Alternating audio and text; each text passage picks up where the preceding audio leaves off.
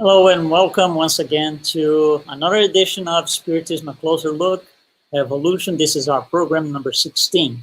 Yes, it is 16. So last week we finished talking a little bit about the evolution of the brain, but we're going to wrap it up today with a very, very, very special guest, Vanessa Anseloni. She's coming on board with us. I'm just going to start real quick before she joins us with, as we always do, with the Spiritist Spirit Trivia of last week. So this was our question last week. Which publication brings a detailed Spiritist view of the brain?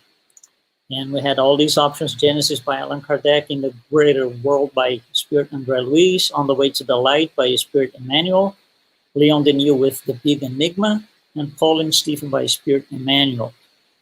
And that was an easy one, I believe so. Okay, so the right answer was In the Greater World. Great book. If you've been following us, you know we've been using the book, and especially chapters 3 and 4. But to talk about something like this, we need somebody special. So let's bring her up. Here it is. Vanessa, how are you, Vanessa? Wonderful. How are you, Luiz? It's great to be here in Spiritism, a closer look. Congratulations for the program. And thank you for bringing us here for this special topic, right? Well, special and fascinating and challenging. I would say challenging because it's right in the boundary between spirituality and science. Exactly. And there are different views from each side. So you just saw the Spirit Trivia from last week and pointing to the book In the Greater World. Yeah. What can you say about the book? By the way, let me tell the audience, Vanessa Anseloni is the founder of Kardec Radio, right? Right here, Kardec Radio. She is the founder, and she is a neuroscientist and also a psychologist. So she's got a lot of background, a lot of information to share with us here today. Vanessa. Thank In you. the greater world, Yeah. what can we say about You know, Luiz, for people who are watching us and not acquainted with it, so André Luiz has a series of books. Mhm. And he brought it through Chico Xavier and also Valdo Vieira. There are some in which they both like evolution into worlds, as you have been teaching people about it. And specifically about this book, of course, the book is very comprehensive in so many facets. But there are at least, we would say, at least two main chapters here. And he talks about the mental house and studying the brain. But if we go to the very preface of this book, Emmanuel tells us the mission of André Luiz. And it's fascinating when he says that. He says, André Luiz's mission is to reveal the treasures that we are happy heirs in eternity, heirs of imperishable riches. Just talking about this, then we are going to understand the importance of this book. Some people, they say, yeah, I've heard about it, I've read it a long time ago, but these are books to study. Yeah, absolutely. Right? Yeah. And as we were talking here before we opened the program, and you said so well, Luiz, this book, for example, In the Greater World, was brought in 1947, at a time in which neuroscience was not even considered a subfield of, the medical biological sciences. Neuroscience is a very young Yes. science, and mostly it became a well-established field of science in the 90s Yeah, it's called because of the decade of the brain, right? Yes. So it's interesting because what André Luiz is talking about here is something that we didn't understand much in sciences, and there are things that are yet to be understood. And if we go to the very chapters, I don't know if you want to go straight to the chapters and we can start extracting things.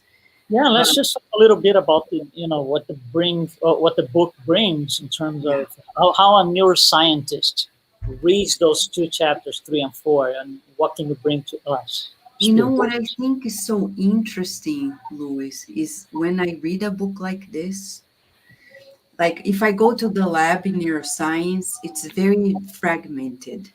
If I study olfaction, the other one studies pain, the other one studies about taste, the other one, and it's very fragmented. And the translational research that will be bringing the basic research, the lab research to the clinical is still very in the baby steps in so many ways. We know many things molecule wise, cellular wise, in terms of our nervous system. But then when it comes to the clinical aspects, there's still a gap. When I read a chapter, like for example, chapter 3 of In the Greater World, that talks about the mental house, it's fascinating because we see this translational aspect brought to light. And it's unique because he's gonna talk about like the mentor Calderaro. He's talking about how we think in our daily lives, how we feel, and then he's going to make a correlation about it into the structures of the brain and how the different subsections, let's say this way, will be activated more highly or not according to our emotional choices, for example. So this is, it's still ahead at the Oh, vanguard yeah, of sciences, right? absolutely, absolutely. So Yeah, yeah. yeah, and for me particularly, when I read, I'm not in a medical field, but it makes it even more challenging. And now I want to know. So it kind of forces me to know a little bit more depending on how you see it, but a little bit more about biology, about the brain itself. It invites us overall to study more of everything. So because we feel like we're so small, and we are actually. And it's incredible the amount of information on that book. It's a great book. I agree.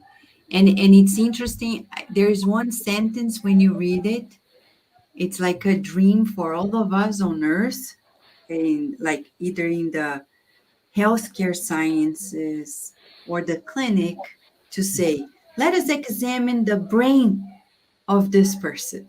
I mean, as if we could. We can. There is MRI, there is the CT scan, but we already have imaging studies, but not at the level that they are presenting here. So it's very humbling for us.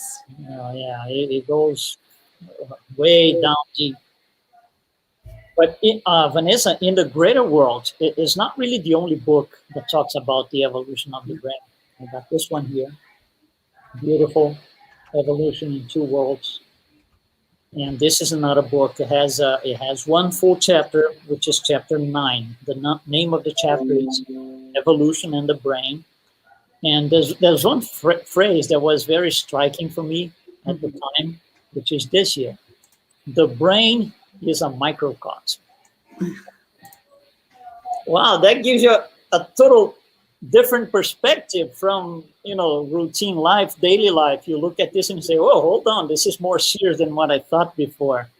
Yeah, Did you make any comment on that? You know, sure. on that?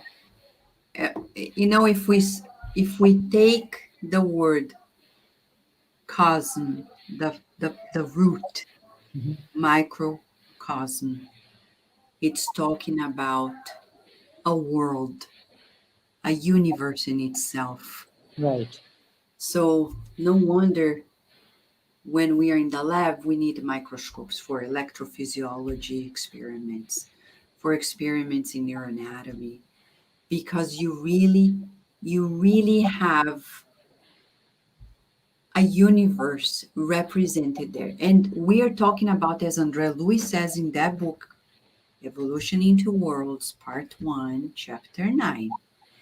He begins by telling us that we are spirits and our brains, they will relay what we're thinking. So, for those who are watching us, and it's like, I'll make a comment, Luis, because there are people who nowadays come to me and say, Vanessa, do you think that person is bipolar? Do you think that person is depressive? And I say, it doesn't really matter in the sense of you're not defined by what science tells you now, because science doesn't know much to this level. And that's when Spiritism comes and says, you're not defined by your physical brain today, because actually it is receiving the input from the spirit. So even though the brain, and we're talking about perispiritual brain, physical brain, the mode, the perispiritual brain, receiving this information at human level, which is immense, because when we study the brain, one of the first conclusions is we have so much potential to be developed and we haven't done it yet. So there is really a lot to be unfolded in terms of potentialities. I mean, in this sentence, we could go 10,000 ways, but these are some of the things that come to my mind based on the studies by Science and Andrea Lewis books as well. Yeah, it's and I think when you go to study at length, especially in the medical field, when you have access to labs and researchers and everything else, with the information that we have from books like this or from Spiritism, when you put them together, it gives you a different perspective. It widens the horizon in such a way that the regular clinical or clinical studies will not, because they're very committed to the material field, material level, and it puts us on a completely different. It's actually exhilarating to when you put them both together. It's incredible. It is. And of course, uh, current medicine depends a lot on technology, and technology is getting better. It is, and it will help science in general, academic science, to be able to discover more things, to find out more things, to do better researches, to go deeper into things. And yeah, at one point, we're going to converge to a common point. But for now, I think we're still far apart. That's what it looks like. Yeah, we're getting there, but it's gonna take some time for us to connect the dots, right? And I think that's where Spiritism is always ahead. When people nowadays are suffering, they're feeling limited. Let's say they go to the doctors, for example, COVID-19, which is still happening, and the latest studies show how, in some cases, it impacts the brain. And then people are worried and concerned, and scientists are trying to understand. But we in Spiritism, we already know the end of the story. We already know that I have my thoughts and my feelings, and I'm a co-creator. And today I can redefine my biology. Maybe not overnight, but I can start today my healing process. I don't need to wait for a doctor to give me a pill to start it. I need to start it today. Count on the doctors, but don't limit yourself to it, because Spiritism brings us the understanding that we have full potential and we are using this for as an instrument for our evolution, right? Yeah. I usually say that cure at the spirit level, of course, the equivalent at the physical body level would be maybe relief. But, medicine will give you some relief. You have a lot of pain, discomfort. Yeah, you will take care of that. That doesn't mean that cure has arrived. Cure does not arrive. It starts from within. Okay, let me. You were just talking about something very interesting, that the spirit is the triggering factor. And everything is at the spirit level. The brain responds to what the spirit says.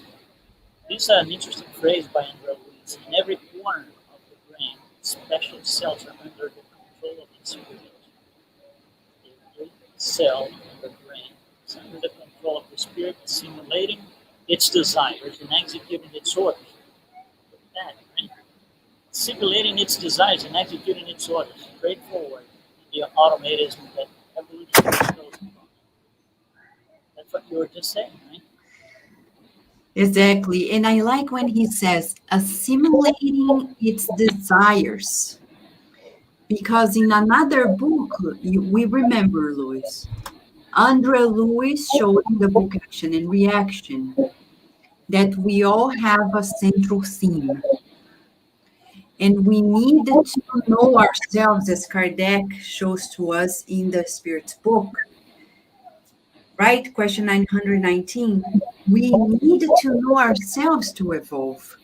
So I need to know what messages I'm sending to my body, because as he says in this book, Evolution into Worlds, chapter 2, is my cells are like little pets, little animals, like pets, like a dog. They respond to our commands, but much of our commands are unconscious. So that's why desires, because it bypasses consciousness. So I need to go within and discover my innermost desires to know if I go to psychosomatics, for example, and then I get to know, uh, for example, I'll say this because there is a scientific paper on this. Back pain, lower back pain, and forgiveness. And then I think, oh, I have back pain. People think, oh, it's financial issues, etc. What is it? But if we go to science, it already points to a direction. I need to forgive. And then I need to find out, forgive who? Forgive what? I don't know, because we are in the automated. It's already unconscious or subconscious. So I need to go within, find out, because there is a message, vibratory message, that is being sent from me, the mental body, as Andrea Luiz says, to my bodies, the paraspiritual body and the physical body. And it's receiving and it's acting on it. So I don't know. I need to find out. But the body is an instrument for my self discovery too. So we could say that our physical body is a teaching instrument for us, because through its ailments, through its limitations, through its characteristics, we can understand more about ourselves. It doesn't define us, but it points to directions that we need to work in order to evolve. It's our dashboard Right? Right? with all the alerts and problems and trouble. Yeah, it's a Exactly. dashboard. And we can't deny, some people say, no, but I just have a headache. Well, a headache doesn't come. It's already byproduct of something that we Yeah, generated, right? So we absolutely. need to know ourselves. This thing is very interesting. And it's pretty clear here. Spirit controls. Cells are under control. And, and he goes even further. He gets into the brain, studies the neurons. And here's another one that I thought it was very interesting. He's talking about the neurons. So the nucleus of the neurons contain a substance that represents psychical nucleus drawn by the spiritual body during physical rest for the renewal of the fatigued and irreplaceable cells. So that means a lot of things. One of them, let me just call the attention for the audience here. First of all, rest becomes important. Yeah. Not because you're tired and you're going to have a hard day tomorrow. No, that's not what we're bringing here. That too, but the main reason why rest becomes important is that's the exchange of psychical. Right? So It's incredible. Like, he goes straight to the point. Psychical nucleus. Again, when we think about Descartes was great in so many ways, but scientifically, our society has inherited this divide between body and mind. And now science is coming to an understanding that in some ways, even in the paradigm we have, there's no divide because you process your emotions in your brain. We say process. The materialistic scientists will say the brain's generating it, but they can't prove it yet if there is no extracorporeal. So it's still scientifically a hypothesis that cannot be denied. But we can say we are not bodies and minds separated. According to the Spiritist science, we understand that we are extracorporeal beings enveloped by a spiritual body that is connected molecule by molecule, as Kardec says, to the physical body. So it's no surprise the synchronicity. It's so beautiful to see how André Luiz comes much later, in 1958, when Evolution into Worlds came along, pretty much like a century after Kardec's Spirit's book came along. And he develops, he doesn't deny it, he doesn't contradict. Actually, he doesn't contradict, he actually expands our understanding. So it's so connected molecule by molecule that what I feel, what I think, what my mind is, the psyche is going to be imprinted. It's going to be manifested in these beautiful neurons at molecular level, to say the least. When he talks about the nucleus of the neurons, he's talking about these very fine changes that happen in the dynamics of the cells and the connections between the neurons and within the cells. When he talks in the chapter 9 of Evolution into Worlds, he's going to talk about the mitochondria, right, which is the breathing system of the cell. And he brings great details. I know when we study deeply, we still have questions to understand the details of it. But the much that we can understand is every particle of these cells is responding to our mind. So for us who are here living our daily lives, and we need to know ourselves again, to know which message we're sending to our physical body. And there is a message, Luiz, that we have to tell to the audience of Cardiac Radio that was already sent lives ago. And it's imprinted in our spiritual body. And now may affect our outcome in the health of the physical body. So sometimes we're going to experience illnesses.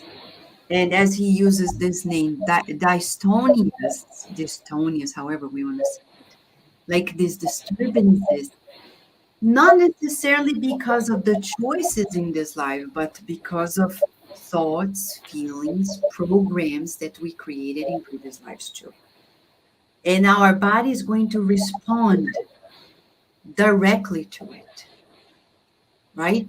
Yeah, so what happens in the neurons, for example, here, which is this interaction of two worlds actually in the neuron, it's actually a consequence of, it's the result of our spiritual history.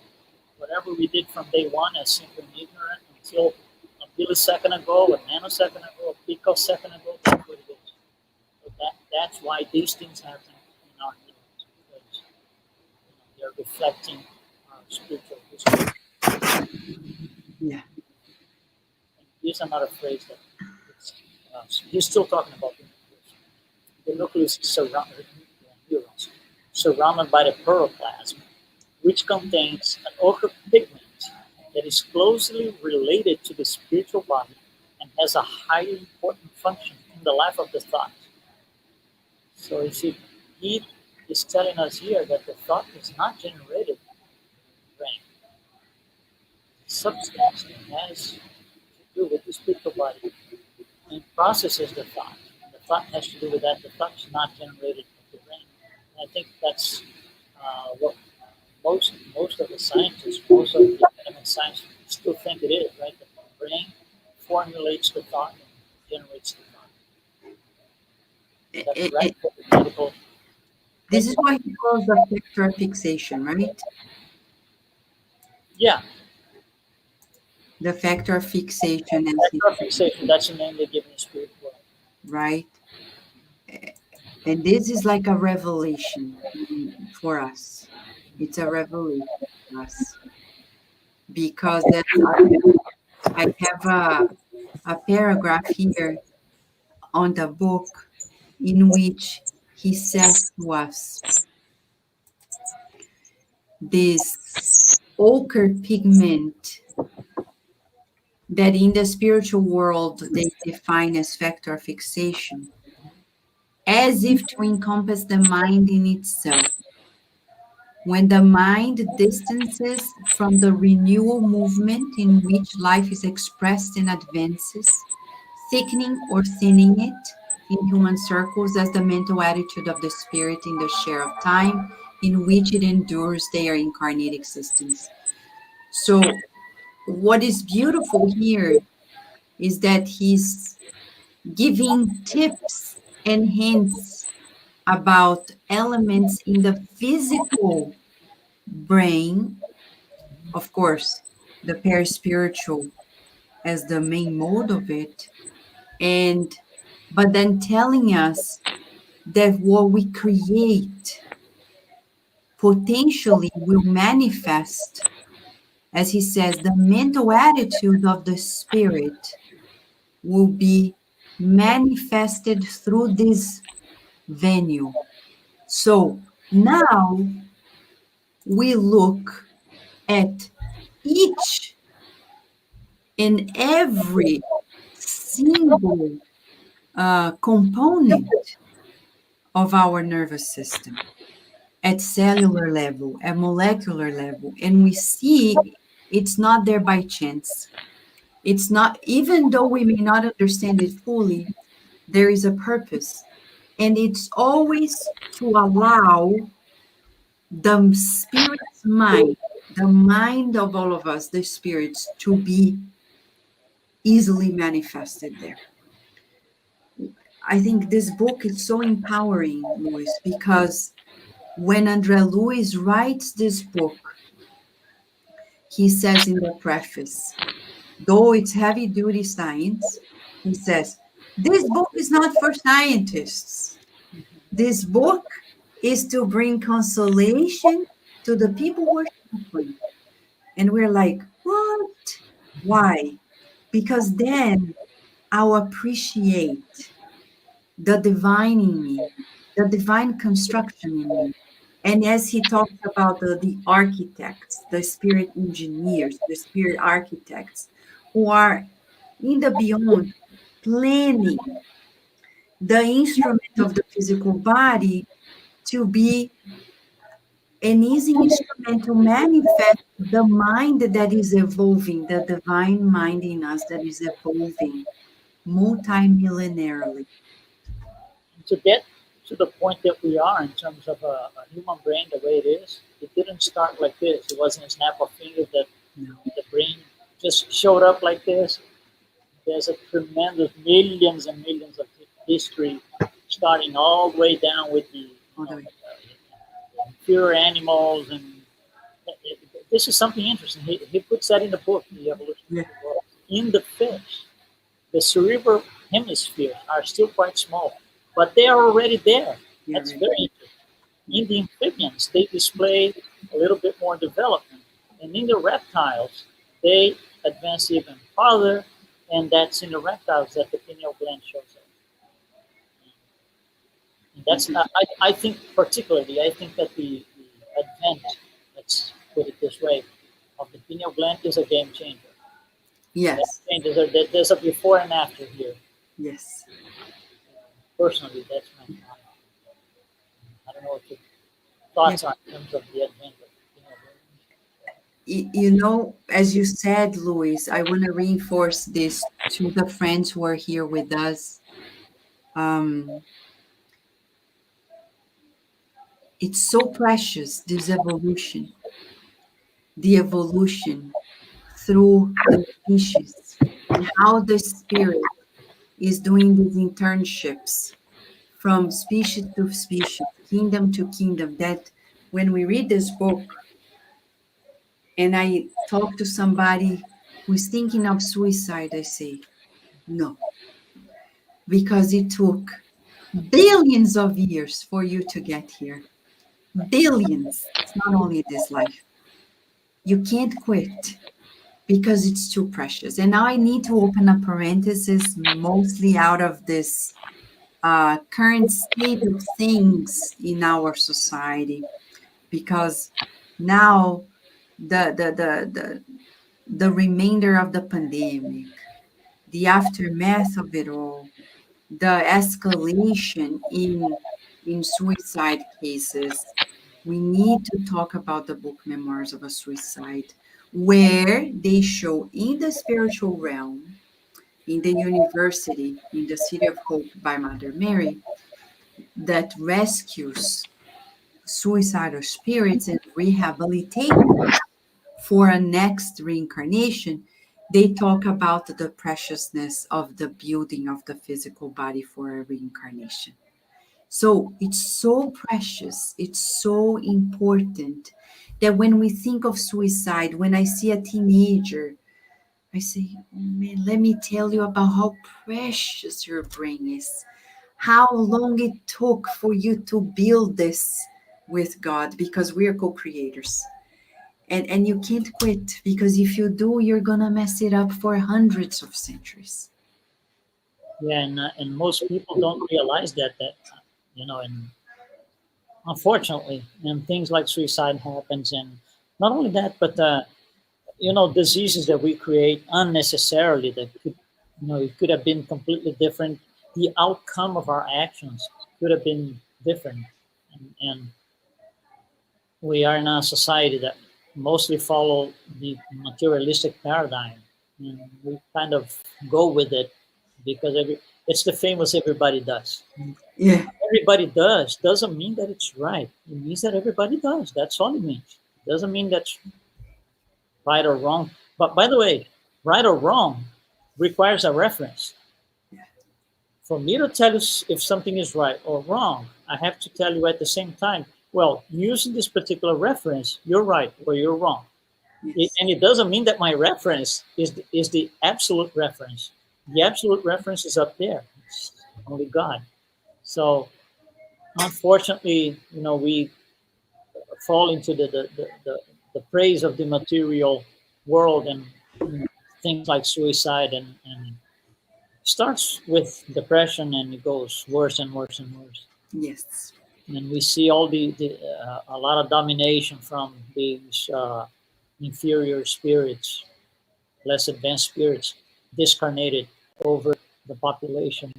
Unfortunately, we spiritists have the opportunity to have all this immense literature and all types of information coming from all angles.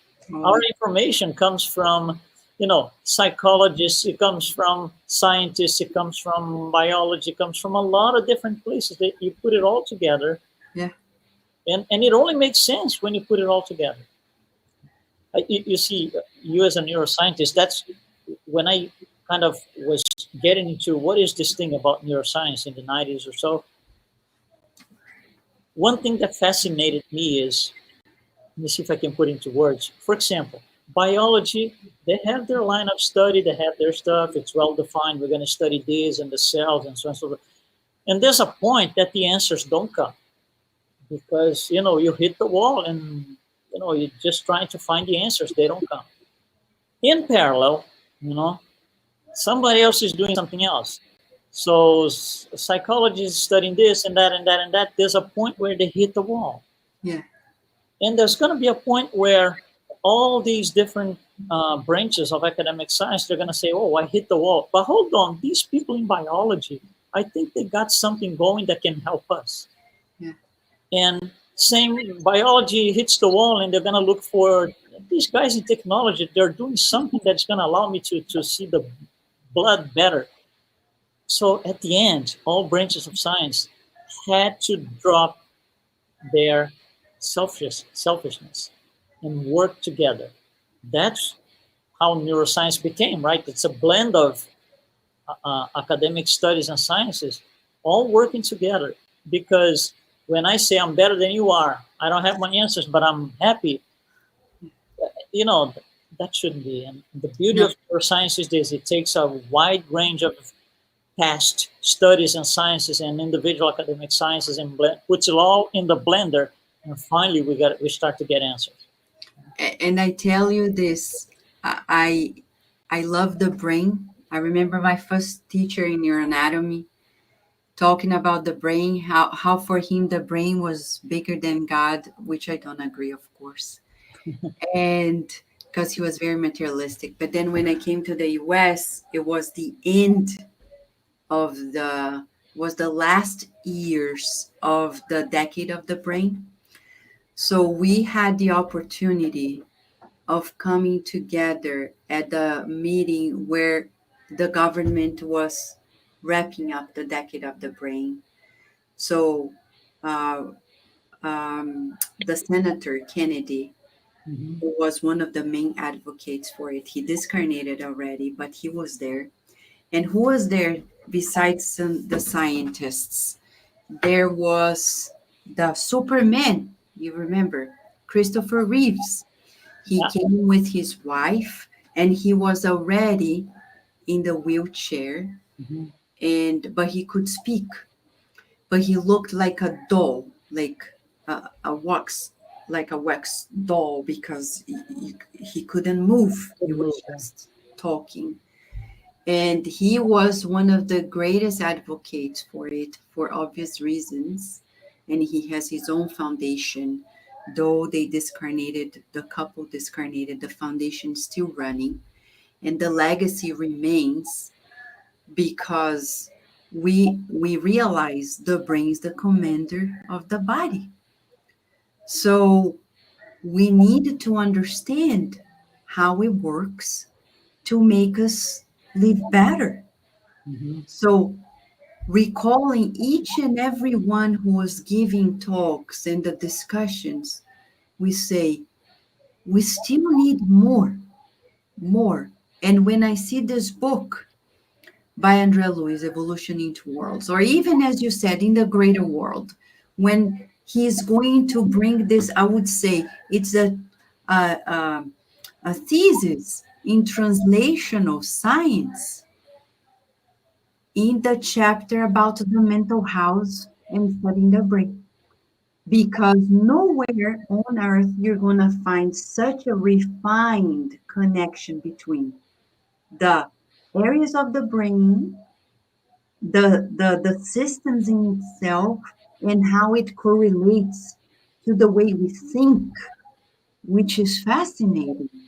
Because then, if we teach people or we help ourselves and one another to feel differently, to think differently, in the long run of immortality, we're going to master, as he says, Andrea Luiz says, being co-creators at minor level, and then we're going to graduate to being co-creators at major level.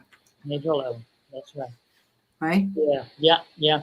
Yeah. We as we go into the next years, I think at least that's what I have seen and heard. Spirituality and science, or or spirituality and medicine, are coming together at the university level. So a little bit, more and more, little by little. Of course, it takes time. It's a big change. You got to understand. It's not only an educational change. It's a social change. So yeah, it will take time. You will take, people to, some are going to complain, some are not going to agree. So, but it's happening, overall it is happening.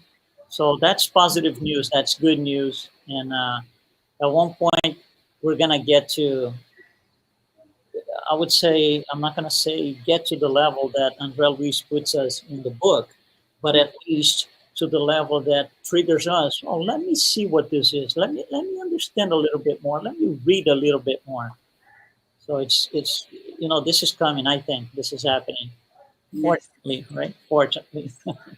Yes. Okay. All right, Vanessa. So I think we did cover some pretty interesting subjects here.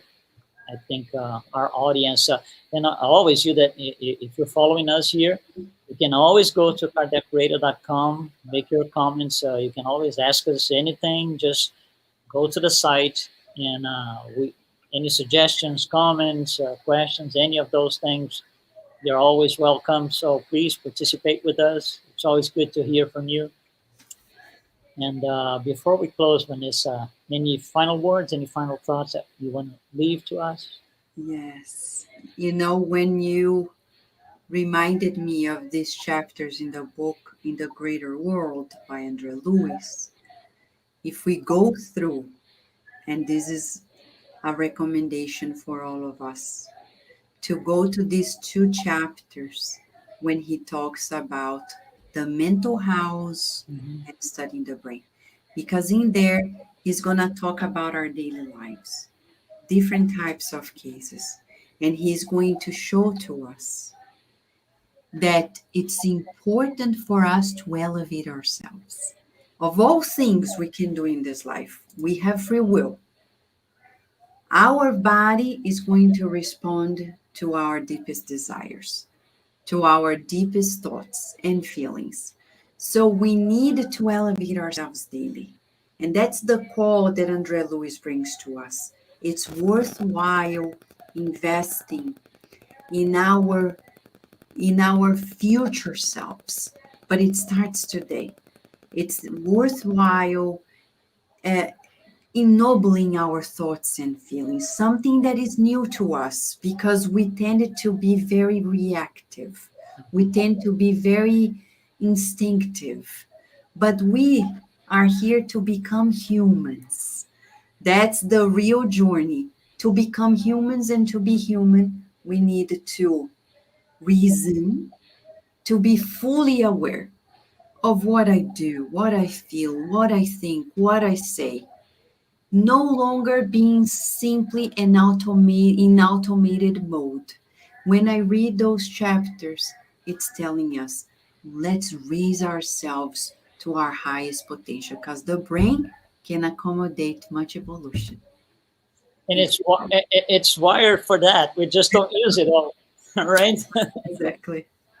Okay. Well, thank you very much, Vanessa. And if you're following us, every end of the program we publish in our Spirit Trivia. So you can always go to evolution.spirittrivia.com.